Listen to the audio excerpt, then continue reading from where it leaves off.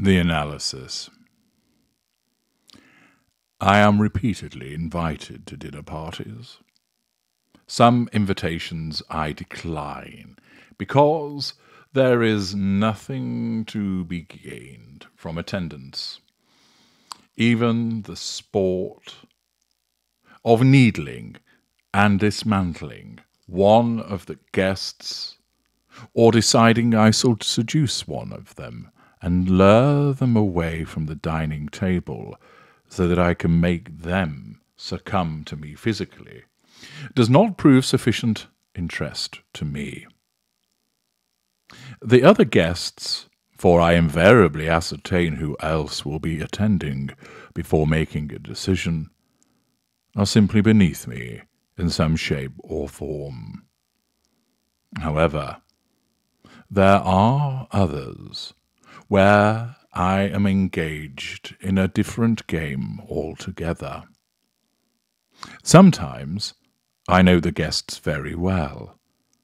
Other times I know about them, and through Alastor I compile more information about them to present me with the maximum of choices. There are certain occasions, however, where I gain the guest list but have little idea of who the other attendees are beyond their names and sometimes accompanying titles. I could, of course, gather this information myself, or more usually through Alastor, but there are instances where I choose not to. There are certain times when this very much appeals to me, because I enjoy flexing my skills, exercising my abilities, and ascertaining the nature of those seated at the table. I sit and observe the guests with cold scrutiny and a thinly veiled contempt.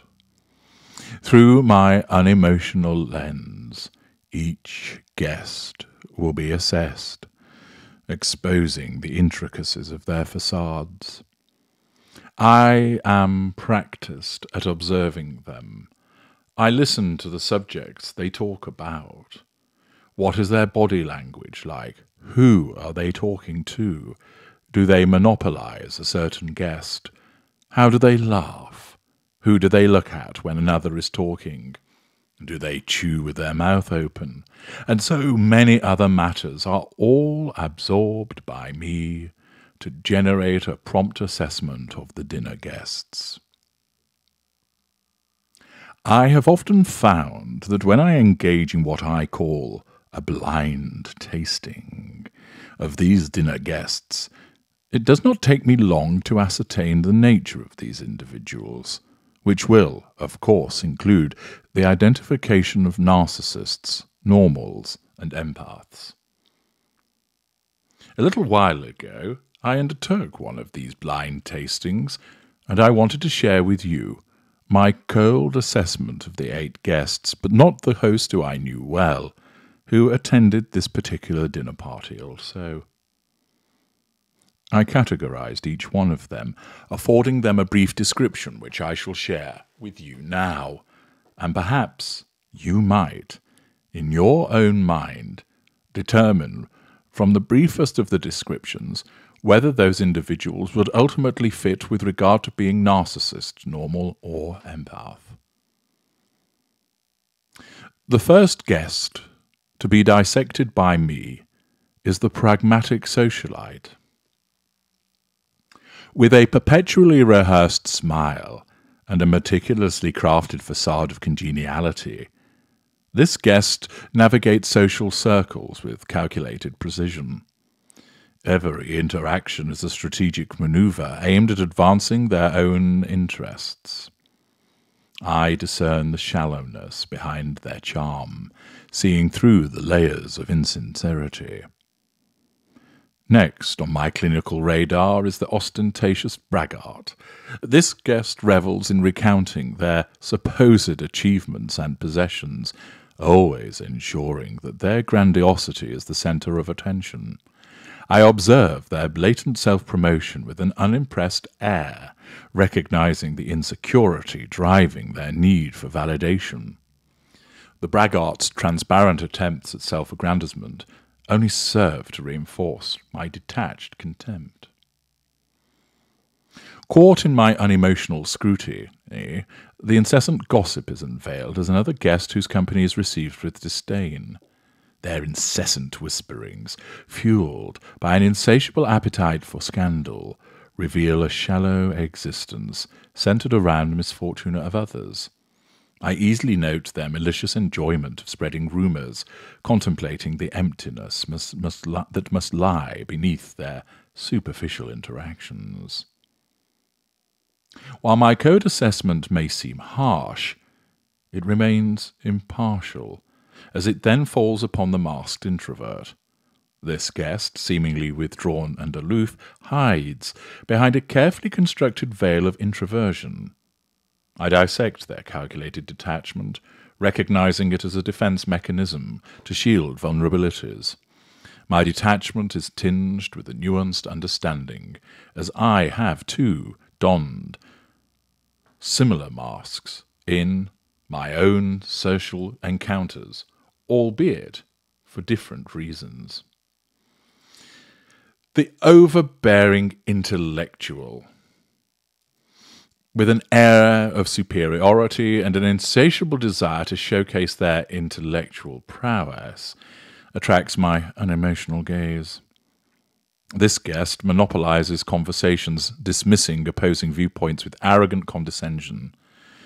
I watch their desperate need for validation, noting the fragility that lies beneath their intellectual armor.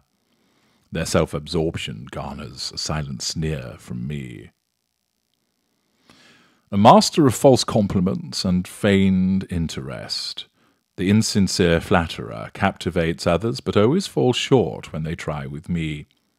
This guest maneuvers through conversation, skillfully doling out praise wherever necessary, all in pursuit of personal gain.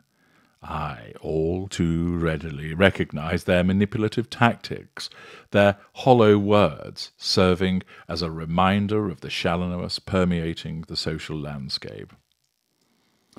My gaze shifts, and it lands upon the social chameleon. This guest possesses an uncanny ability to seamlessly adapt their persona to any social setting. Their fluidity in blending with various social circles is both impressive yet obvious, at least to me. I detect the absence of authenticity, questioning the true identity hidden beneath their ever-changing facade. The social chameleon's lack of a genuine self is all too obvious to one such as I. Finally, my cold scrutiny rests upon the disinterested diner. This guest appears physically present, but mentally absent, displaying a complete lack of engagement in the proceedings. Their detachment from the social dynamics of the gathering is palpable, as they remain aloof and disengaged. I identify their indifference, wondering why they bothered attending the event in the first place, and silently questioning the purpose of their own role in this gathering. From my detached perspective, the dinner party becomes a stage for observation and assessment. Each guest is dissected with a cold and unemotional eye, revealing the intricacies of their carefully constructed facades. The pragmatic socialite, the ostentatious braggart, the incessant gossip, the masked introvert, the overbearing intellectual, the insincere flatterer, the social chameleon, and the disinterested diner, all fall under my critical gaze. Through this unemotional lens, I exposed the superficiality, self-interest, and pretense that often pervades social gatherings. Having made the assessments, the question then becomes, who do I select? Will I seek to control, fuel, and perhaps a residual benefit? Or shall I simply ensure that I am entertained by playing with this unfortunate, their role simply to alleviate the gathering boredom at this particular gathering?